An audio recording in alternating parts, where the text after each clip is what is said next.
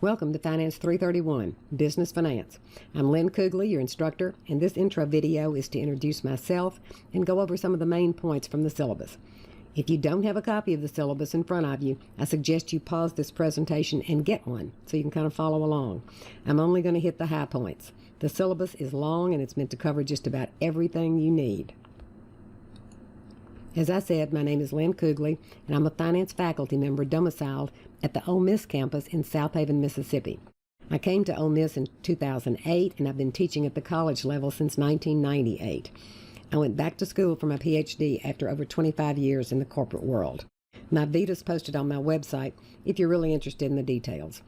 Now, let's talk about how 331 is going to work. 331 is a fundamental course in corporate finance. The emphasis is on making financially wise capital investment decisions. But to get there, we have to cover some finance fundamentals first. Financial statements, time value of money, discounted cash flow valuation, bond and stock valuation, risk analysis, financial statement analysis, and finally, capital budgeting metrics and making capital investment decisions. Finance is a quantitative subject, so you're also going to need basic algebra and statistics to succeed, so we'll review those in the course material. Unit A begins with an introductory chapter and then launches into an accounting review. This unit covers 4 chapters, 1, 3, 4, and 16, and the Exam 1 covers those chapters. Unit B begins with the most fundamental concept in finance, time value of money. Unit B also covers valuing bonds, so Exam 2 covers those 2 chapters. Unit C moves to risk and return, the capital asset pricing model, and stock valuation. Exam 3 covers those. Unit D closes us out with topics covering the end game in this course: finding the weighted average cost of capital, the metrics used to evaluate projects, and the estimation of a project's cash flows. Exam 4 covers these 3 chapters. The final exam is comprehensive and covers all 11 chapters covered in the course. You definitely have to have access to the textbook. Fundamentals of Financial Management, Concise Edition 10E. This is an ebook. It can be purchased from the link on the slide, which is also in the syllabus. You can print from the ebook if you want a hard copy of a section or a chapter. The package includes MindTap, Cengage's online homework management system. You do need MindTap, as the MindTap assignments account for 20% of your final grade.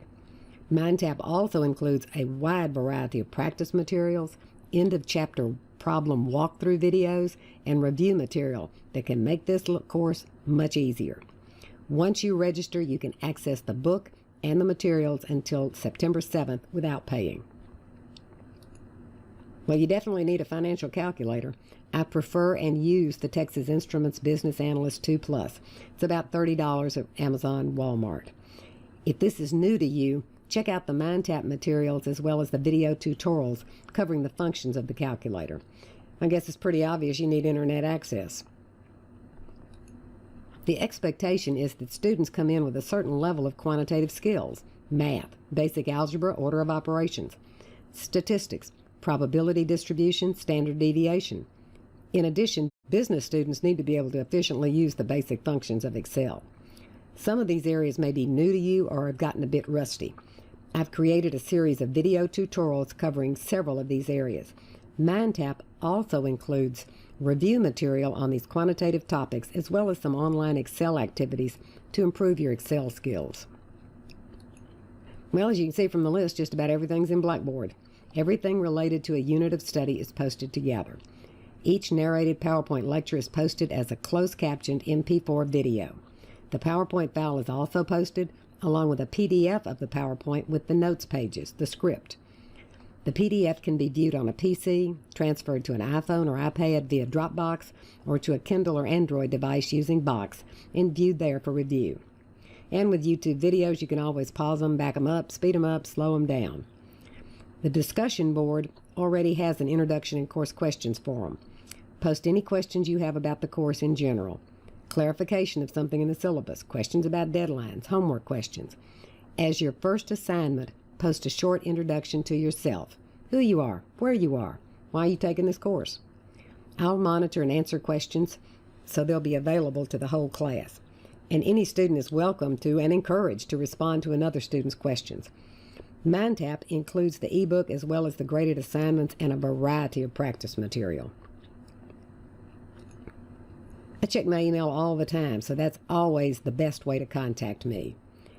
Please include Finance 331 in the subject line so I'll recognize them immediately as course-related. And also, please use your full name in the text so I'll know for sure who you are, because sometimes email addresses and names don't match. If you do not get a reply from me within 24 hours, something is probably wrong, because I am well known for answering emails quickly. If that happens, either email again or call my home phone and leave a message. To facilitate communication, I have established a discussion forum, course questions and introduction. The goal is for us to communicate as if we were in class together. And many times another student can answer a question for you. I'll monitor these daily and I'll respond. Note that you can subscribe to a forum so you'll receive an email notification when there's a new post or reply. And don't forget your first assignment, your introduction. Graded homework problems are in MindTap and count for 20% of your grade. The MindTap problems mirror and extend the material in the text. Quantitative problems are algorithmic. The numbers change with each attempt. Grading, always an important question in any class. You can see the grading distribution. The exams do count heavily, but I'm also placing significant weight on the MindTap assignments. If for any reason you miss an exam, you'll have to take the final to have 4 exam grades. If you're happy with your grade after exam 4, you may elect to skip the final exam. You can take the final exam and have it replace an earlier exam grade. All graded exams are in Blackboard. You'll have 3 hours for each exam, which will consist of 25 multiple choice conceptual questions, 25 quantitative problems. All are multiple choice. Each exam will be open from midnight to 11:59 p.m. on the designated test day. All exams will be proctored by Proctorio, which is embedded in Blackboard, and we'll talk about that on the next slide. We'll have the 4 midterm exams, 1 on each unit of study, and a comprehensive final. Your grade is based on the best 4 out of those 5. All exams will be proctored by Proctorio, embedded in Blackboard. Before your first test, be sure you have a working web camera.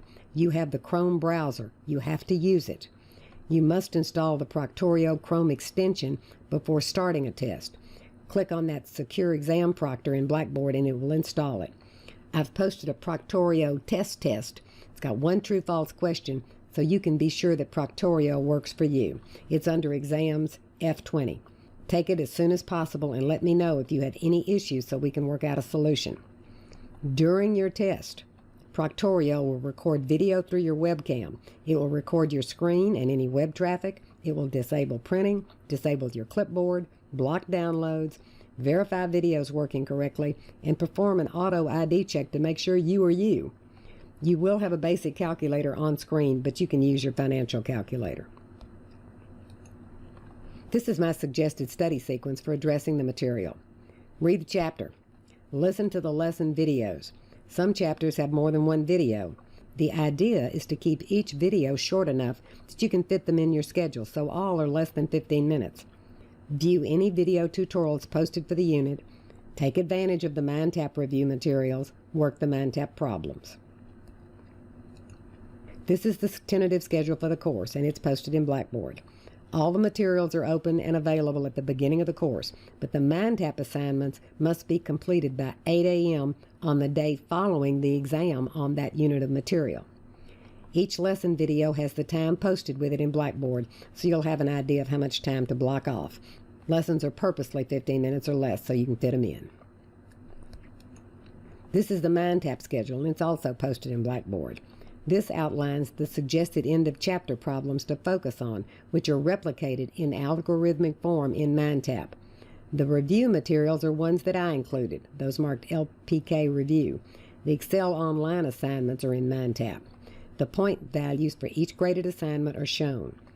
The AOL Final Review comes at the very end of the term and is related to our accreditation review data requirements.